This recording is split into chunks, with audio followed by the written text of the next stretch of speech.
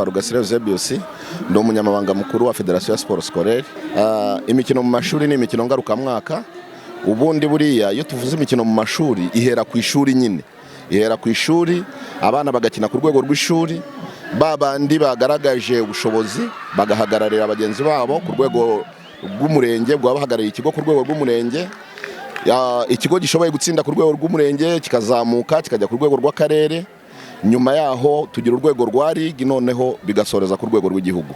Ubu rero nkuko mubizi umwaka w'amashuri watangiye ku itariki 9 z'ukwezi kwa 9, ubwo kuva kuri iyo tariki kugeza uyu munsi hari amarushanwa yo mu mashuri, icyo twita interclasses.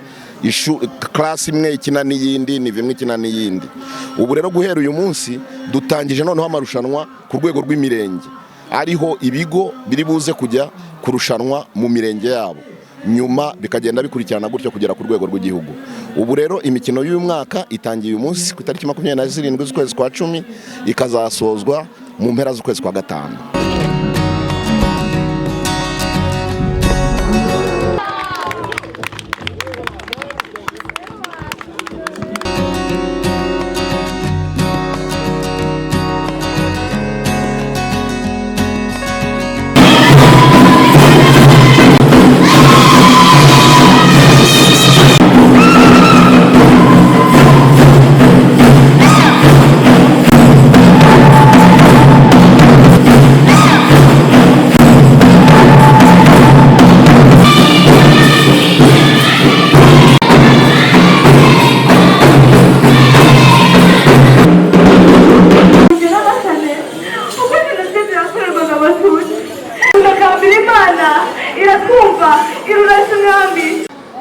Itorero rya mbere n'amanota 86 n'ibice 6, GS Gacuba 2B.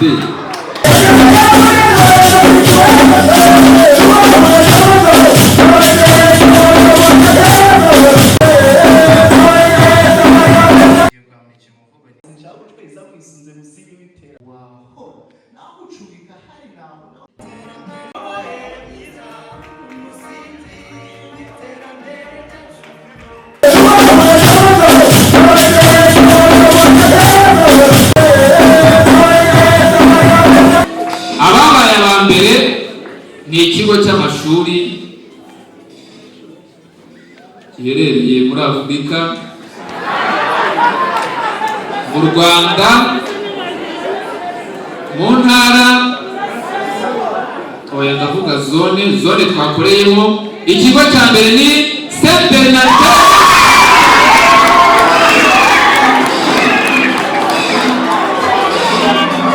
We have our strengths and weaknesses. Champions for the champions, stand up, stand up, stand up for the champions, stand up.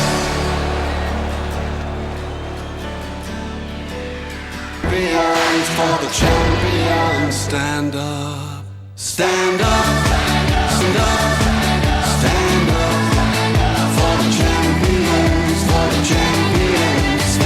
vision, can't you see it? Champions for the champions, stand up. Champions for the champions, stand up. Stand up for the champions, stand up.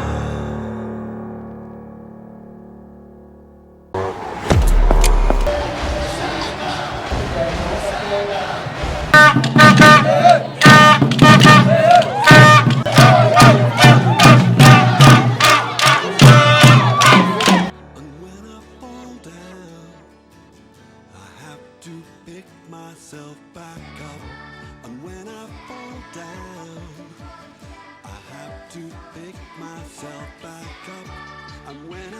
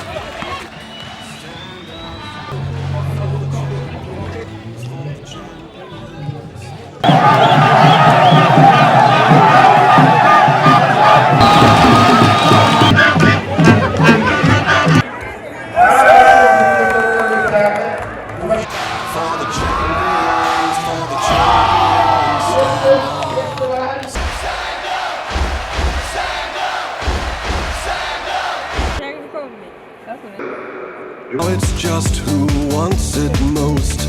It's just life, that's how it is. 'Cause we have our strengths and weaknesses. So stand up for the champions, for the champions. Stand up, stand champions, for the champions. Stand up for the champions, for the champions.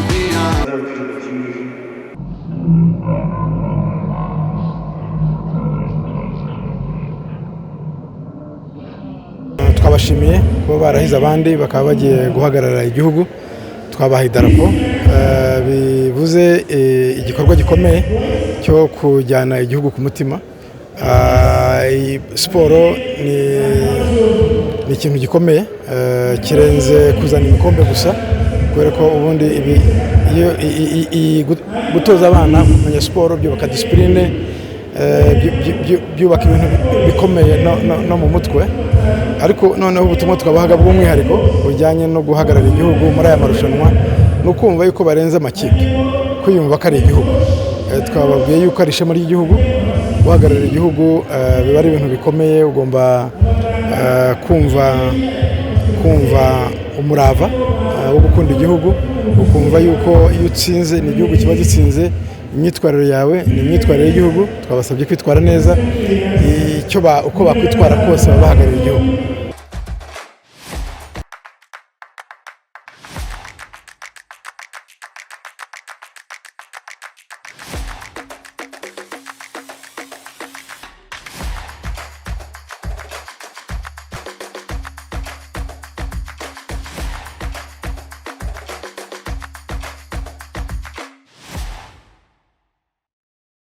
Nitwa Nshimiyumukiza Donati, nkaba nyine ikigo cya College de Gitoza. Urugendo rwari rwiza, nta mbogamizi twahuye nazo, urugendo urebye rwari rwiza nta kibazo. Amazina yanjye nitwa Uwimana Aline, nkaba nuruka mu kigo cya JS Gahini, nkaba nyina umukino wa basketball, nkaba ndi na kapiteni wabo. Urugendo rwagenze neza cyane,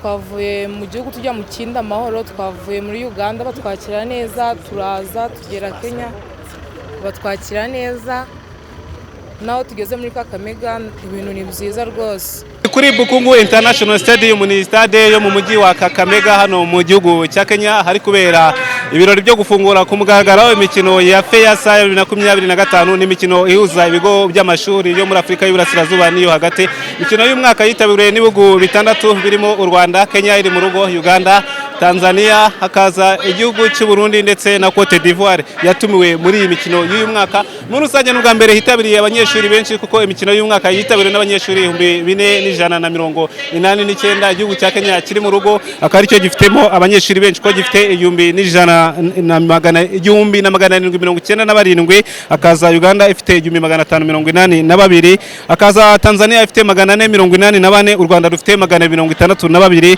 Uganda ifite 46 ndetse na Cote d'Ivoire yasubiwe n'ikipe imwe y'abakinnyi 18. Urabizi ko tujya tuvuga ko ikipe z'Abagande ziri hejuru yacu, ariko mu mikinire yabo nubwo dukina natwe nabo, ariko usanga ko nta kintu kinini baturusha. Icyangombwa cyabo n'ikindi cyacu dushobora gukora nuko dushobora gukora ikintu kijyanye na development. Nidukora development nziza mu myaka 3, 5, 6 tuzaba dufite national team y'Abanyarwanda gusa bamaze kumenya football icyo ari cyo. Icyo rero nicyo kintu ngomba twihutisha mu bintu byose turimo gukora. Ibyo ni ibyishimo by'Abanyarwanda bishimiye kwegukana igikombe mu mukino wa basketball muri iyi mikino ya FEASA imaze icyumweru kirenga ibera hano mu gihugu cya Kenya mu mujyi wa Kakamega. Byari ibyishimo bikomeye nyuma y'uko ITS Kigali itsinze Amos College amanota 78 ku manota 68, ikinyuranyo cy'amanota 10 begukana igikombe. Tubyakiriye neza cyane kuko umwaka ushize twagarukiye mu kibanza cya gatatu, bisobanureho ubu twagarutse twongeyemo izindi imbaraga kugira ngo twitandukanye n'umwaka ushize. Ari byiza cyane, twarwanye dushiramo imbaraga, ntabwo byari byoroshe ariko twabigezeho. Ngibi biradufasha cyane ko nko ku ishuri ikipe yacu ikina na division y'ikiciro cya kabiri. Ibi ngiro biradufasha cyane, bitwongerera experience, bikadutinyura ndetse tukabasha no kuba twasohoka tukareba uburyo hanze y'ibindi bihugu biba bimeze. Ni iby'agaciro cyane kuba tukizamuka. Iki gikombe ndagitura nyakubahwa Paul Kagame umukuru w'igihugu.